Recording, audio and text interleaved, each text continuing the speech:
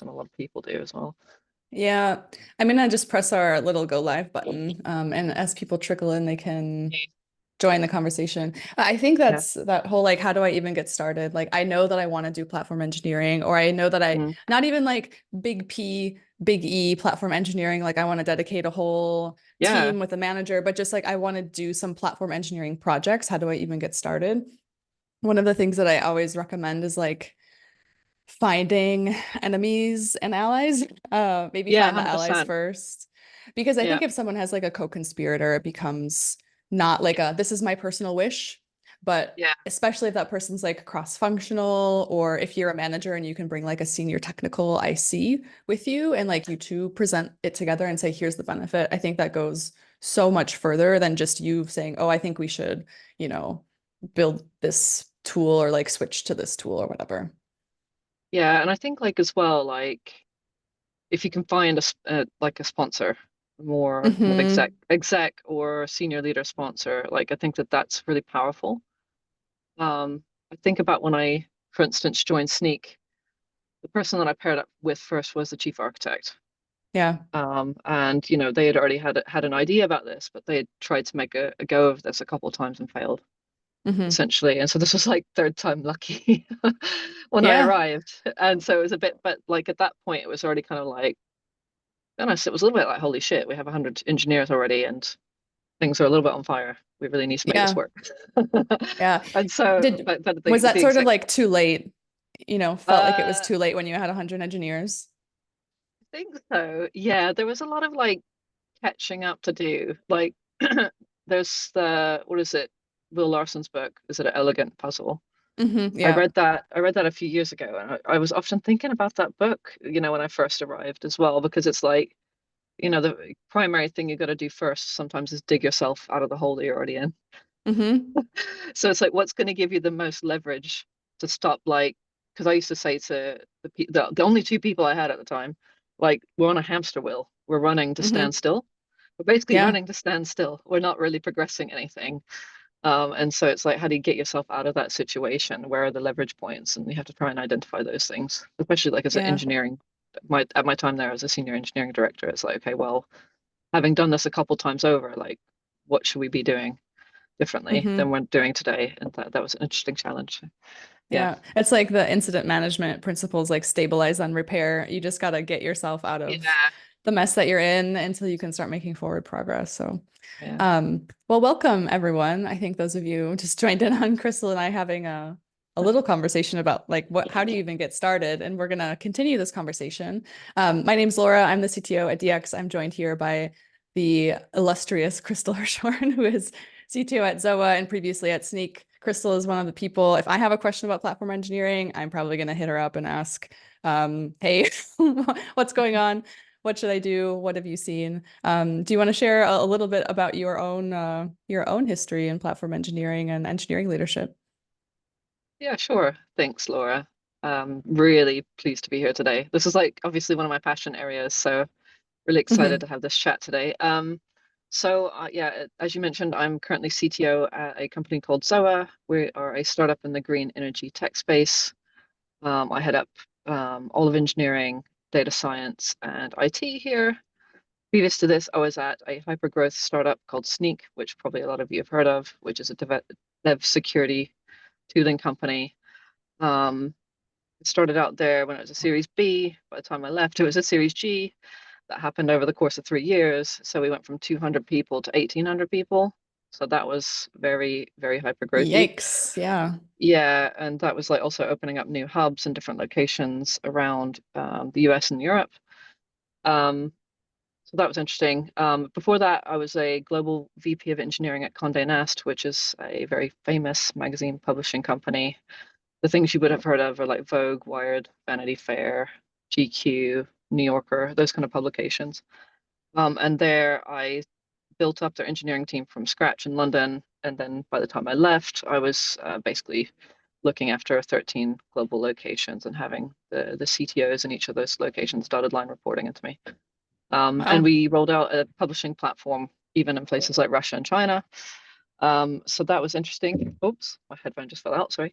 Um, but yeah, so I think, and before that, I was a principal engineer for a long time. So yeah, Hmm. so I've done hands-on engineering for a really long time. I did all types of engineering. Interestingly enough, I started off in front end, then I moved to back end, and then I did a lot of platform engineering by the end of it as well. And started working with AWS in about 2008, so really early on, and did a little breakaway for BBC News, basically to break them away from their internal on-prem monolithic architecture, Hmm. putting What things in even the cloud. was platform engineering called back then? Because that's something I get questions What? about. It's like, oh, is this just DevOps rebranded? And like, It was called kind of, DevOps. I I don't know if there guess. was. I don't like. I think like it misbranded because obviously DevOps is cultural practice. It's not Hmm. like it's not a role or a team. But I think that was probably the closest thing we had to it back then. I mean, that was really early because that was like when, John Allspaw did his famous talk about dev and ops, 10 deploys a day. And I just remember being really excited when that talk came out, actually, like at VelocityConf, um, and just thinking like, how can we start doing this? Hmm. Because obviously at a company like BBC, it's huge. We're talking about 30,000 employees, but just the amount of engineers that are distributed there and operate, and they had operations teams, right? Hmm. They're Hmm. like, because I remember at a time when it was like, well, actually, most of the time I was there because I was there for quite a long time. But it would be like, okay, we're going to build all the software, then we're going to hand it over to this operations team who are going to deploy it for us. And that was the case for probably the first kind of 5, 6 years I was there. Hmm. And then we were like, yeah, no, the cloud exists now. Let's start piecing this away. And you know putting this deploying these services into the cloud, um, and yeah, lo and behold, over about 2 years the whole of BBC News shifted that way. um, but yeah, so that's where we ended up in the end. Yeah.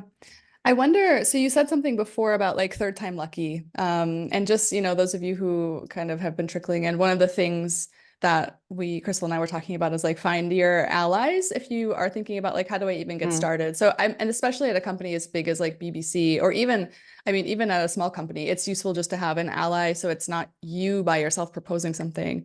The other thing that I encourage people to find though is like their enemies and objections. And you said like, oh, that was third time lucky because you had had some false starts before, which is super common with people trying to mm-hmm.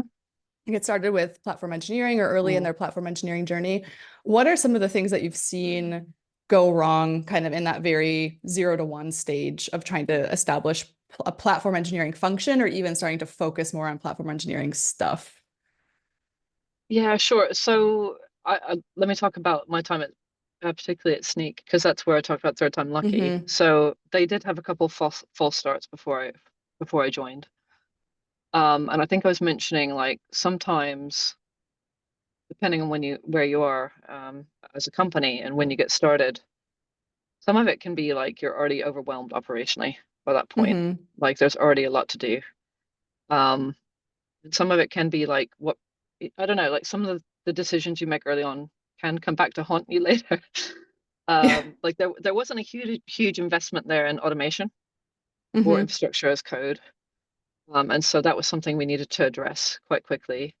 But of course that was going to take time. But I kind of came in and was like, one of the things that I saw straight away is like, why are we trying to run all this stuff ourselves? There's only like three of us. So like the first thing in my mind was like, look, if we've got problems with Prometheus every single day and it's falling over, that's already taking like at least one whole engineer's time. Mm-hmm. So it's like you just can't get out of reactive mode, basically. And I think that that's where a lot of it ends up struggling. And that's what I meant about leverage points. It's like, okay, how about we think about stabilizing that enough that we can think about our choices. And in the end, the best thing to do there was to say, this isn't our USP. We Mm-hmm. don't need to run this in-house. And I know like people on this call, I think that have been in platform engineering, you might say, well, it's not free to like, externalize these services and have them run by, say, like at the time we moved to things to Grafana Labs, for instance. Mm-hmm. Um, there's still a cost to that, but believe me, it's much lower than trying to maintain and run something in house. And by doing that, it did give us extra capacity to start thinking about, okay, well, how can we start to turn the ship around? Like, because at the minute we're not actually progressing anything forward. Yeah. And that gave us time to start. And the one of the very first things we started investigating was things like infrastructure as code. And we looked at a Hmm. few different things. We looked at things like Terraform, we looked at Pulumi. We ended up, of course, choosing Terraform as the foundation. But then, more interestingly, it was like, well, how do we want to? It was like, this is great, but like, how do we want to conceptualize what we're trying to build here? And so we spent quite a lot of time on like, okay, well, what does our model look like, our mental model of how we build infrastructure and software and deploy that. Um, so yeah, we ended up building a few models and kind of guiding platform principles that we ended up sharing. Hmm. And that was the Yeah. thing that helped, like that kind of deck. And I know a lot of people are like, why are you spending time on a deck? It's because like who are you going to convince? How do you convince stakeholders to buy into that? So Hmm. I spent time with the chief architect putting that thing together, and included some diagrams, included guiding principles. And one thing that you and I talked about at the start was like, what kind of investment do I need, and what are you going to get from that as well? Like Yeah. as say at the time the SVP of engineering, like how could I convince him that this is a bet and a place worth investing in? Hmm. Um, and that was really powerful. It Yeah. like sparked some interesting conversations, but like it also meant that we got the headcount we needed in the end, for instance, as well, to kind of drive things forward a bit faster. Yeah. What's the right size and scope at the very beginning to be targeting for? Because um I think it's like quite intimidating to think, okay, we're gonna hire like an engineering manager and put together a whole team for this stuff that, as you said, we have to convince people the value, and it's easier to Mm. convince them to invest more when you could already incrementally show some value. And so what's like, from your point of view, what's the right approach to try to plant the seeds to establish this function, I guess, within an organization early on?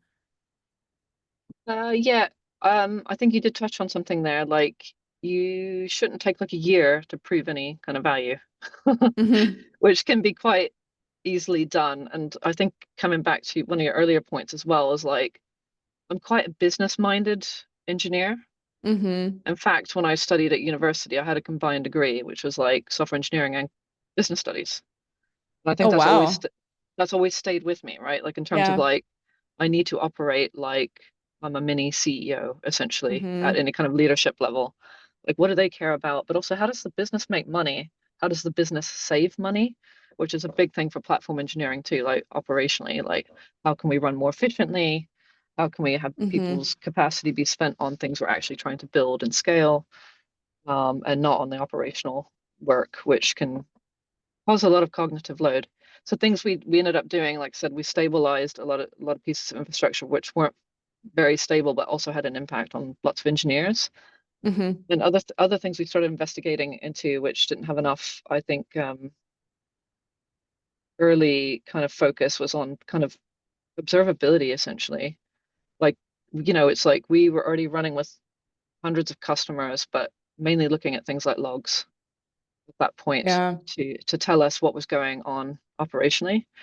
And it just wasn't scaling. Like it was also expensive the way it was scaling, but it was like a just inappropriate use of observability and monitoring tools and practices for what we needed to do. And by that point, we were having incidents Hmm.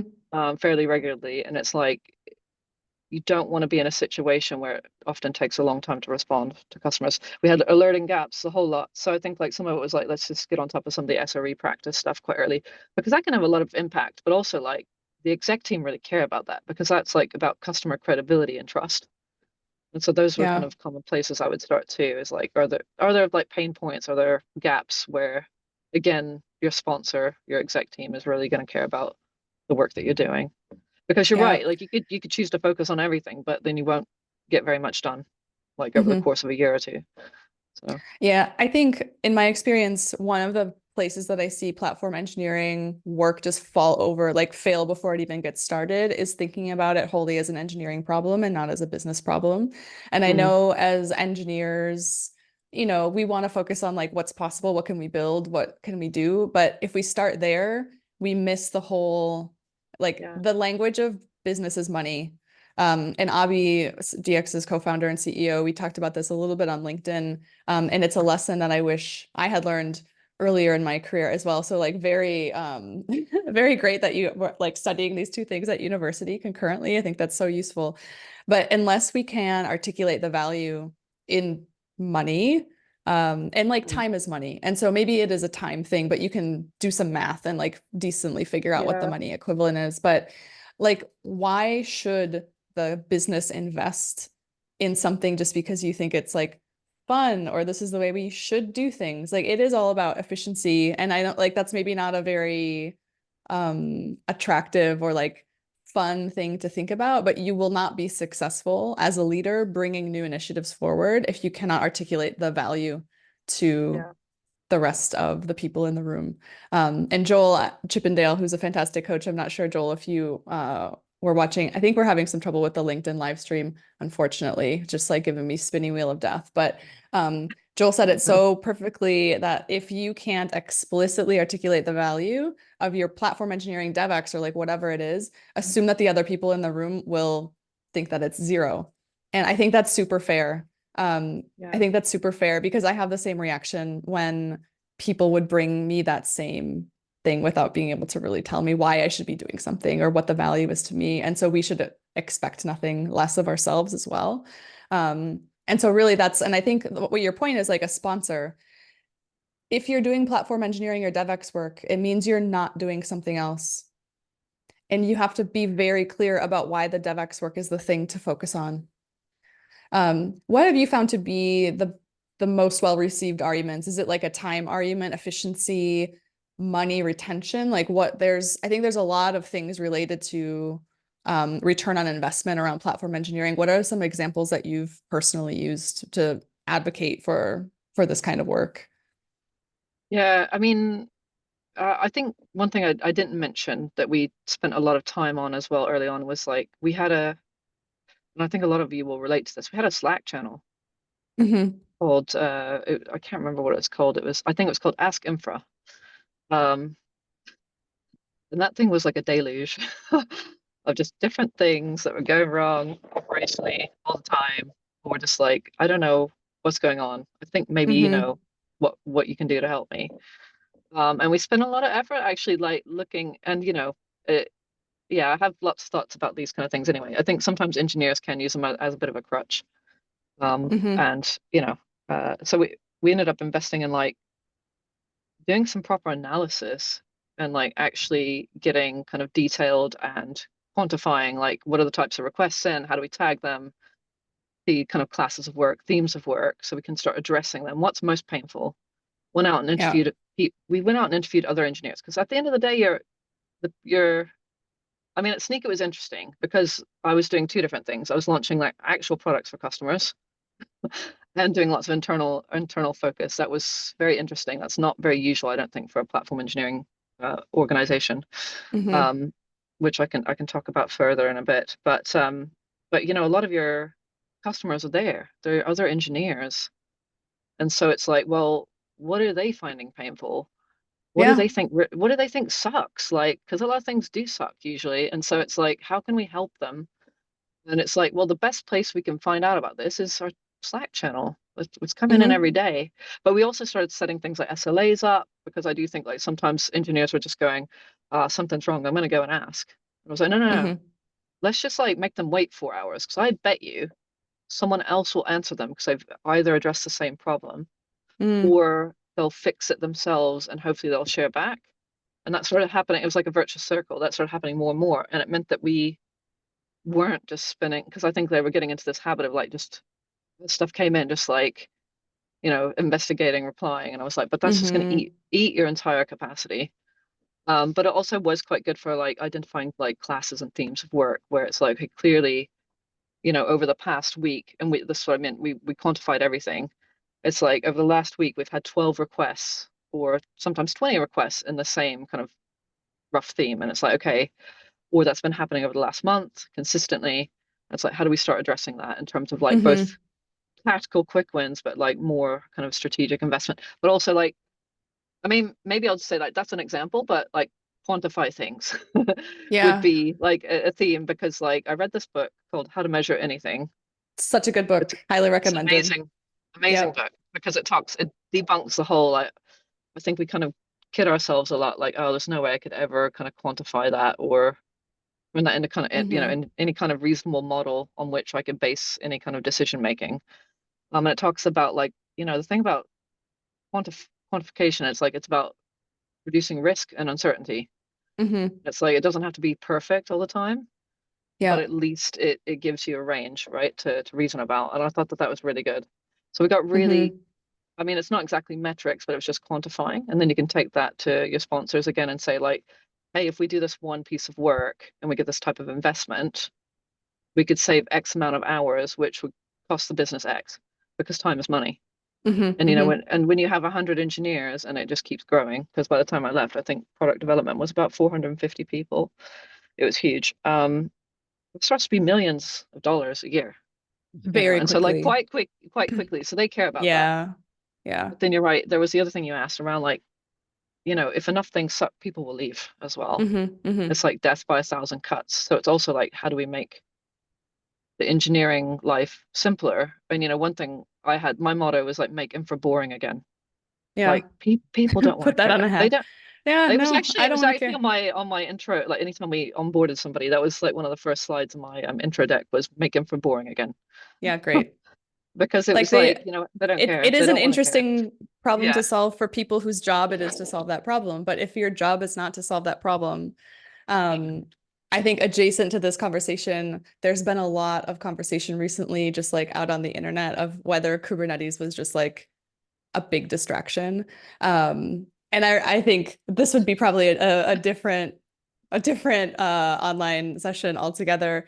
But I remember getting a lot of heat for this like very controversial opinion. I mean, 10 years ago, saying like you probably shouldn't be setting up your own Kubernetes cluster when now you can just go buy one and absolutely. use a hosted. And people are like, oh, that's like customization, and that's exactly what we don't want. We don't want to be vendor lock-in, all this stuff. But like if you're I don't know, if you're a green energy company, you're not selling Kubernetes installations to people. And like your Yeah, engineers are not like, that's not the business that you're in. And create more bandwidth to actually focus on the intellectual property and the core of your business versus like infrastructure should be boring. It should be a commodity. Even though but the yeah, like people like us they don't need to think infra-minded about it. people, it's Yeah, very interesting for us to work on it because that's our sure. jobs. But for the rest of the business, it should be something that's just there. It should not, you should not notice it because it just is like, oh, Yeah, I need this infra provisioned, and like you can do self-serve everything. It's just super boring. Incidents get resolved. Like, it's the yeah, duck. Oh, the feet might be wildly flapping, but like you should just be yeah. like a duck. Well, Infrastructure is like a I duck. think You heard it the here analogy first. we the analogy we used in that area at the time was that it should be like floorboards. It's Hmm. like you never notice the floorboards. Actually, this was Until they funnily enough, squeak. Yeah, yeah, until that's they great. squeak or like something like an Hill's parking lot. And actually, that wasn't my metaphor. It was actually my chief operating officer at Monday Nast used that analogy once. I was like, that's an amazing analogy, because it's like you shouldn't have to think about these things. In a completely Yeah. different line, like this operating officer. So he's like looking after the physical building and stuff. And it stuck with me over the years. And I was thinking, like, Hmm. yeah, that can be applied to software engineering all the same, right? Like the engineers shouldn't have to care. They don't want to care. They just want to get their job done at the end of the day. Yeah. They want to ship stuff.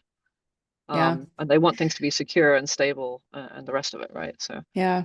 So here's another, just, staying in that early stage.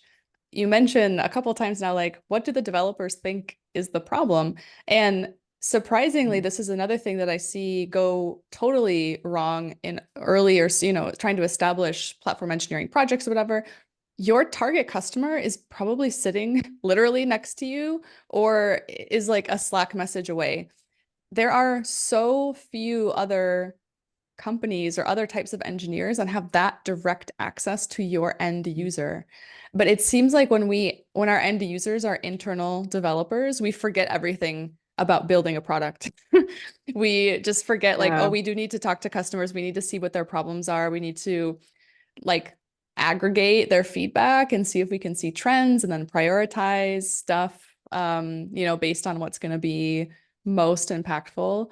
Have you found this also to be true? Not, I guess it's like product, platform is product, right? It's that mindset that's very, I think it's really a game changer when it comes to having success as a platform engineering team. Yeah, I think so. And I think that for a lot of people that choose this profession, it doesn't maybe feel particularly natural Mm-hmm. to like go out there and seek the feedback. And I think like because, well, I guess I don't know, it probably depends on your background and your context. I mean, I'm old enough now that I came from a time where there wasn't a there the line between product and engineering was very blurry. Mm-hmm. You kind of did all the things, including UX and design. That's how I started out anyway. So there's again, I think that's been I'm grateful for that because that's also stuck with me. Like particularly UX has always Mm-hmm. been a thing I've really cared about. Even since kind of early career, having done a lot of UX in my first years of my career. Mm-hmm. But I do think like engineers, the other thing that I've seen happen as well is that people blow up at each other and like this engineer said this, and it's like, get over it. Like, you know what I mean? So there's a lot of like me, like honestly, there's a lot of times where I'm like just getting in the middle of things.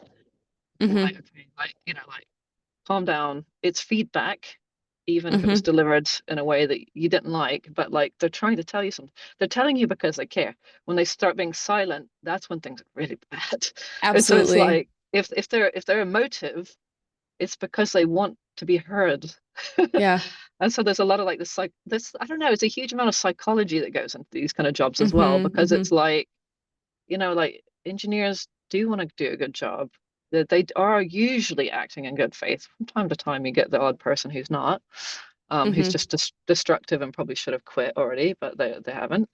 But that's usually the odd person. Yeah. And like what you talked earlier about, like finding people who are maybe a bit more contentious or detractors, they're usually the ones who've been put in a tough spot over and over again, Mm-hmm. and they're the ones who actually want to be heard the most and feel a bit victimized. Mm-hmm. And so like what I would tend to do is seek those people out and have like one-to-ones with them quite regularly and be Yeah. like, thanks, this is really valuable feedback, and start baking that in, because then you convert them over, right? Yeah. Then they're And like, actually do okay, something with the feedback. I mean, listening is half of it, and that's very important, but there's nothing more disillusioning, that's a word, yeah, than like giving feedback, getting the feedback acknowledged, and like having sort of an implicit promise that something is going to change, and then nothing changes. And it just doesn't take long until, as you said, people start to be silent. There was a question in chat about a rule of yeah, thumb on how to measure employee retention risk. Actually, mhm, boring meetings is one that's like my top indicator, because when meetings become very boring, it means like nothing is at stake and people are not willing to openly discuss differing yeah, viewpoints. And to me, that's like the ultimate sign of like something is not right. mm, So if I feel bored in a meeting, I just call it out and say like, wow, this meeting feels very boring to me. Is anyone else very bored? Because chances are there's something a little bit deeper to address. But yeah, um, boring meetings, lack of feedback. I think those are kind of broadcast signals that like something is not going right and like morale is decreasing without having to do like mm. a pulse survey or like what, other employee engagement kind of measurement stuff. I do think like anger comes before apathy, and then Mm-hmm. it's like at the Oh, point you're at that's a good one. apathy, Yeah. you're Yeah. kind of it's almost a little bit like at the point people become apathetic, that's when retention problems start to really rear their head. So you want to Yeah. try and avoid doing that. So Yeah. I was just always coaching my team like, yes, the way they might have delivered the feedback might be a bit hard to deal Mm-hmm. with, but it's our job at the end of the day to try and take that feedback and listen to it, and go Mm-hmm. and pair. We did a lot of pairing.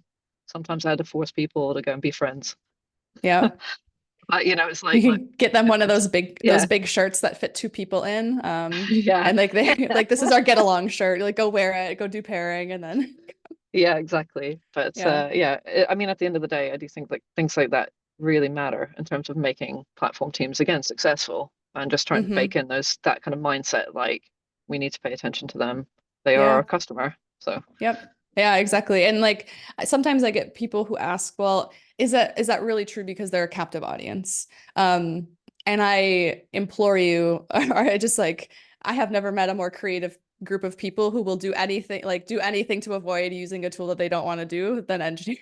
So it's true, like it's true that they're a captive audience, but at the same time, they will like, they have to know about your tool, be interested in your tool, and then they're not going to pay for your tool, but using it is paying for it, right?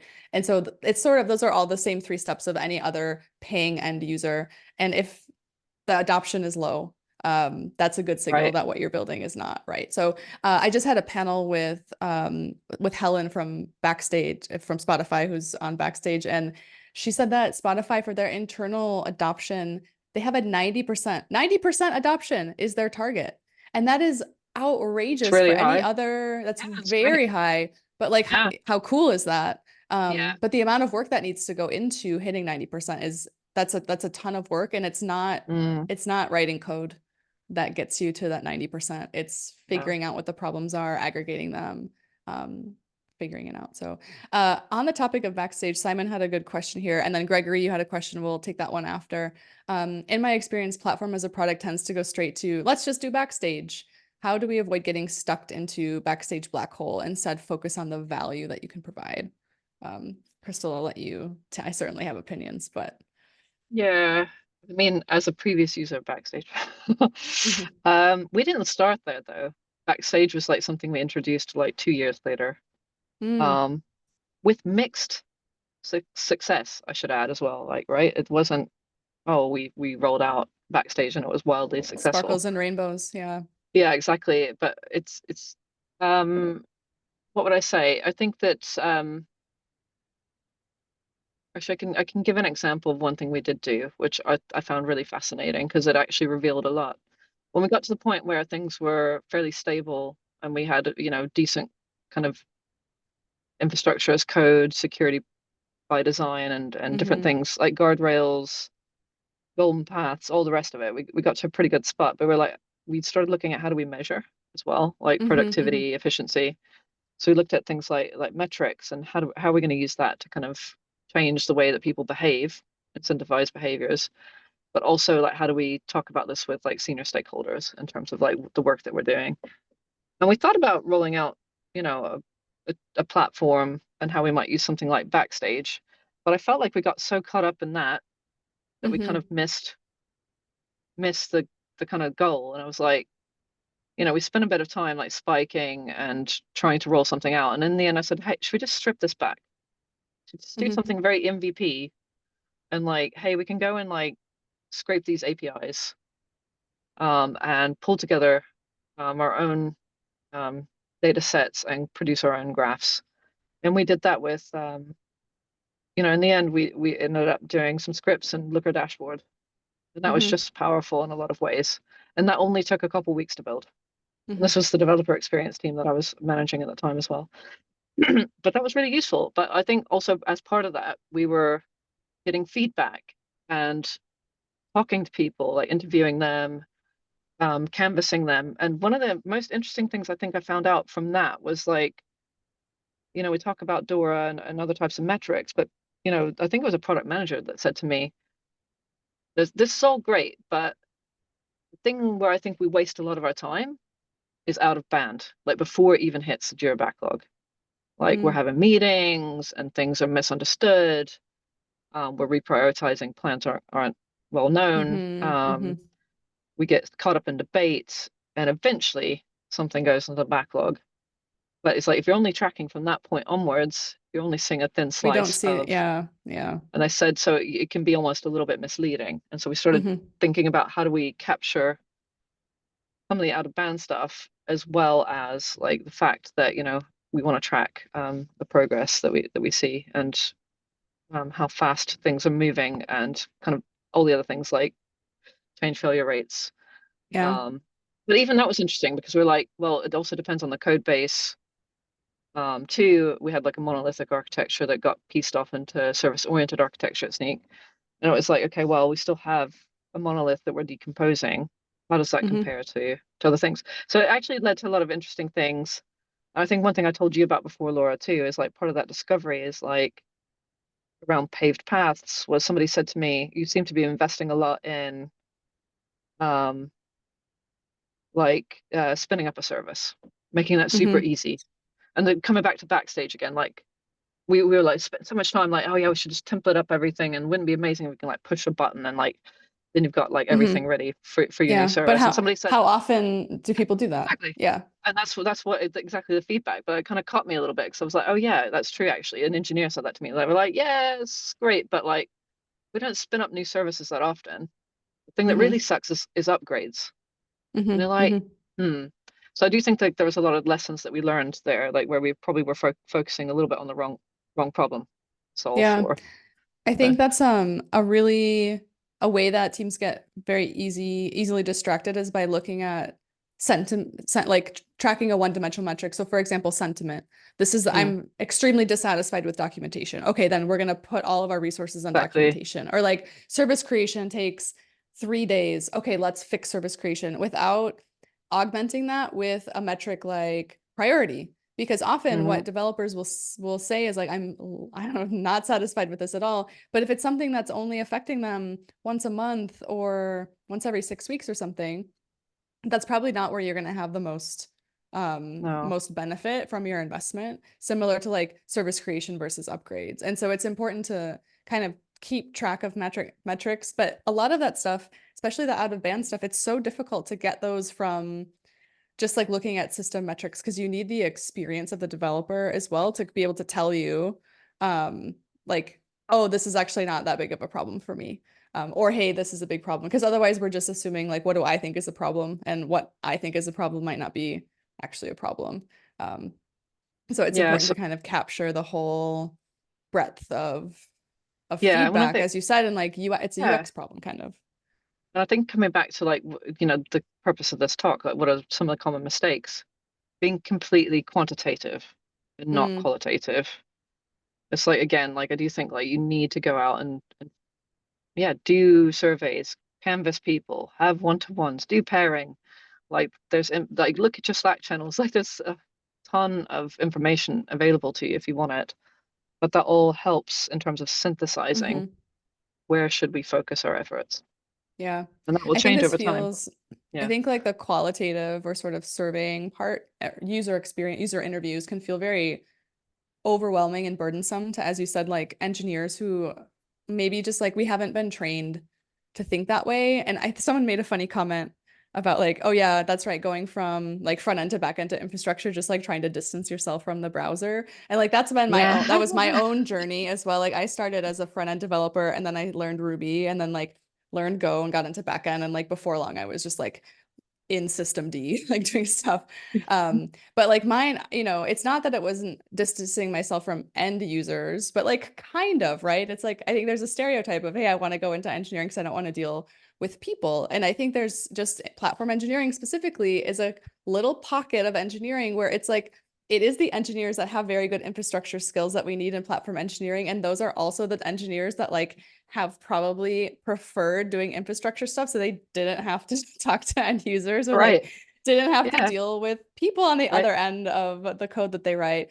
And so I think in this part, like this is specifically like needs a lot more support. And I do very firmly believe there's like very few things that I'm quite dogmatic about, but this is, one of them kind of like platform engineering. If you have an established team, you need to have a product manager, Oh because yeah, 100%. like you Yeah. have to bridge the gap, Yeah. because I think otherwise it's easy to fall into the trap of like, let's just use this tool, or like, hey, there's this shiny thing over here that's making a promise to solve problem X, Y, and Z. And a PM, and I mean, it's a very specific profile of a PM who Mhm. can thrive in platform engineering and do it really well. Usually someone who's been an engineer themselves before. But they can really help cut through the noise of like, what's the problem that we have to solve? And is this tool actually going to solve that problem for us, and not just using the tool for tool's sake?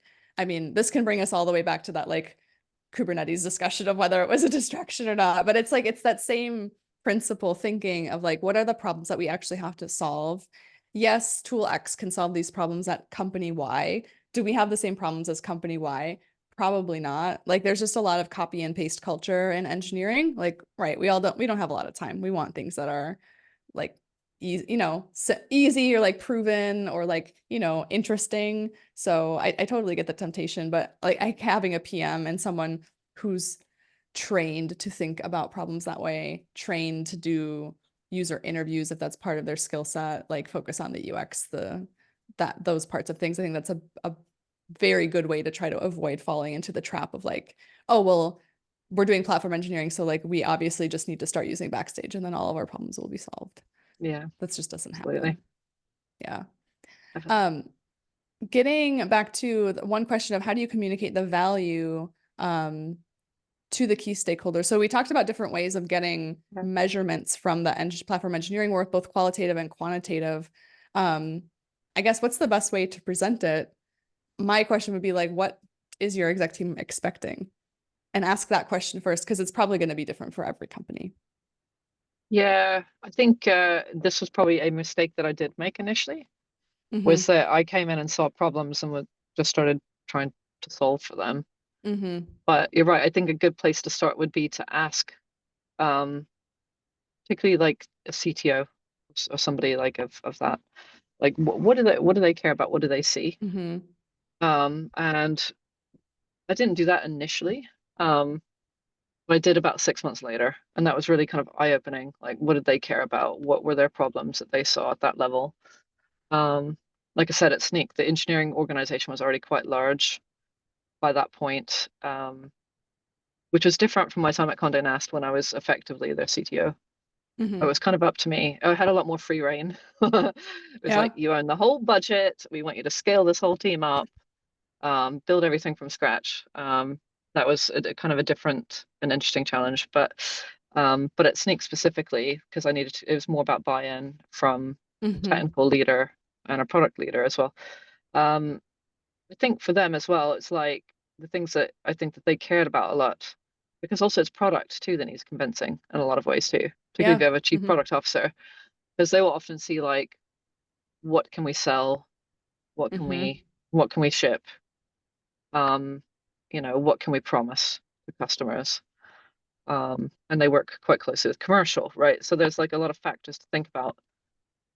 One of the things that we were seeing though is like, in terms of convincing, is like, how fast can we actually ship? How often are we having incidents? What is the lead time to Mm-hmm. getting anything done? And like we did do a cost of delay model, which I think I talk about in some of my conference talks. That didn't come like early on. Again, that took a couple years till we got to that point, but that was really effective model, because we were Mm-hmm. like, okay, well, if engineers make X amount of money and our build time takes this long, and there were some other variables that we threw in there as well. Like I said before, like that starts to add up to millions of dollars quite quickly. Yeah, very quickly. And Yeah. like this was like, where do we want to invest? And it's like, well, hey, if we want to make the build a lot faster, it's going to save us $2 million a year by having the Mm-hmm. time. I mean, that's kind of a simplistic thing, but it's a powerful thing to talk about as Yeah. well.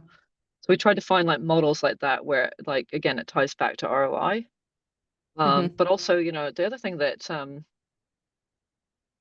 my SVP was, or CTO was dealing with at the time, is like he had lots of mad customers to deal with because of operational like, incidents. And he's like, for him it was also a trust and a credibility problem. Yeah. It's like, how can we get on top of this? How can we, you know, you know, obviously have less incidents, but also respond to them more effectively than we Mm-hmm. were, Mm-hmm. because we didn't have a good muscle or practice around that. So that was something I had to completely introduce for that company. And we had a really good process and strategy and tooling around that by the end. Mm-hmm. But there wasn't much of anything. I remember them just doing things in Slack channels, and they were like, "Oh yeah, we've got this alert," and I'm like, "Where does it go?" "Oh, it goes into the Slack channel." You're like, "Wait, what?" It's not even tied to PagerDuty or That's anything. yeah, yeah. And it's like, "Oh yeah," and then we go and look at these logs, and you're like, so yeah, so I do think that Yeah. happens a lot. I don't think that it was a Sneak problem, by the way. I don't want to like bash them or anything. I No, think it's no. just a lot of companies do it, like because they're Yep. growing so fast, and almost like the process and the maturity doesn't catch up. Catch up So to yeah, yeah. It's to like where they the are. prototype it's just like the prototype stays in production, or like it's Yeah, not painful enough until it becomes painful enough and then you do something about yeah. it. So um we are just about running out of time. This has been such a lovely conversation. I have a question. Well, I guess I'll ask myself as well, but I wonder what your biggest platform engineering lesson that you've learned is. And I'll go first because I just thought about this about a minute ago, but I've had some time to think about it, so you can think about your answer. I think for me, it is maybe these two things are related, that I think there's a tendency a lot of time to think like, oh, we're just going to totally start over. And like this thing needs to be Mm, rebuilt from the ground up. And that's going to produce somehow magically a better result than just mm, iterating on the existing thing. Cause like what happens then is that you lose those like years or however long of like bug fixes and business logic and all the learning that had to go into that thing. I mean, sometimes sure, blow it up and redo it, but this fallacy that like if we just start over, we're going to somehow end up with a much better result, I think is just generally not true. And I see that pattern in platform engineering a lot. The other one is also something I read. I think I read it yesterday or the day before, but someone had quoted Camille Fournier about like if you have to custom build a solution because there's no off the shelf solution that solves your problem, it's not that you're like being terribly innovative. Just think about like, why does no one else need to solve this problem in the way that you do? Because it's probably something wrong with the way that you're approaching things. Um, and so I think about that a lot in platform engineering. Again, it's like, we want this to be super boring, which means like, mm, we're not here to invent brand new things unless you're selling those solutions, unless you're selling that and that's your core business. But if you need to like custom build CI CD because of like God knows mhm, what reason, think about why you need to do that and if that's a good idea. Because chances are it's much like harder, better, faster, stronger, whatever, to just adopt, like change your process and use an off the shelf tool that can be customized within reasonable bounds. But those, I guess, are the two things. Is just like watch out for too much customization, and watch out for wanting to just like start over, because I think there's a lot of false promises and maybe bad patterns in both of them. that was a great answer. I agree with everything you said. Great. Um, yeah, no, I do think that I've been always quite a strong advocate of like buy versus build. It's like, Hmm. okay, you have to almost like convince me that we need to build this thing. And I have been Yeah. actually, like at Condé Nast, for instance, we did roll our own clusters for a time because that was really early days. Like there was no off the Hmm. shelf, like AWS Yeah. didn't, there was no managed There was service no on AWS. Or EKS. Yeah. no, not on GCP, not on AWS, not on Azure. Um, but at some point I did get into a bit of an argument with the team. Like, okay, now we do have a commoditized service. We need to stop doing this ourselves. Yeah. And, I think emotionally, because their investment sunk cost fallacy, I Hmm. think it was a little bit difficult to kind of convince them. And yeah, I guess I did have power there as well because, I was their boss. But I was like, look, this doesn't make sense anymore. We could be spending our time in other places. So I think it's also about like just leveraging commodity when it exists. And that will just Hmm. mature over time. Like sometimes it's like, yes, it was the right thing to do at the time, but not anymore. The other Hmm. thing I'd say as well is just like being really focused on adoption as well. Like when you're building things, also trying to build iteratively, just going back to like, lean concepts, like build MVPs, talk to your customers, Hmm. see if it's being adopted. There was a lot of friction that I found as well when people be like, oh, so and so went off and did blah. And it's like, let's get curious about why they did Hmm. that. Why aren't they using the paved path? There must be a good reason for it. Yeah. But I think an engineer's initial can be, I don't want to paint too broad a brush, can be like one of defensiveness and Hmm. annoyance, a bit like when that happens. And now it's like, no, let's go get curious. Let's go talk to them. And it's like maybe we can bake this back into the offerings that we're trying to produce, the platforms, the Yeah. tooling. So I think that's another common mistake, but it was interesting how frequently that happened. And Hmm. it's like trying to turn the culture around to be like, no, no, no, it's about curiosity. It's not about putting up walls. So Yeah. yeah, Sage yeah, advice, evergreen advice, for all parts of engineering, not just yeah, it's platform true. engineering. Yeah, Definitely. Well, yeah. Crystal, thank you so much for the lovely conversation and sharing your wisdom with me and with all the folks who are able to join or are watching the live replay. Um, do you have a blog, or should people follow you on LinkedIn? Like, what's the best way that people can Yeah, I hear mean, more LinkedIn, about your thoughts? yeah, LinkedIn is a good place. I would recommend. Yeah, I don't really keep a blog necessarily. But Yeah. yeah, LinkedIn is where I tend to post things most. But yeah, Wonderful. All right. Go find Crystal on LinkedIn. You can follow me on LinkedIn as well. And thank you all for joining. We'll see you around the internet. Take care. thank you so much, everybody. Bye. Have a good day.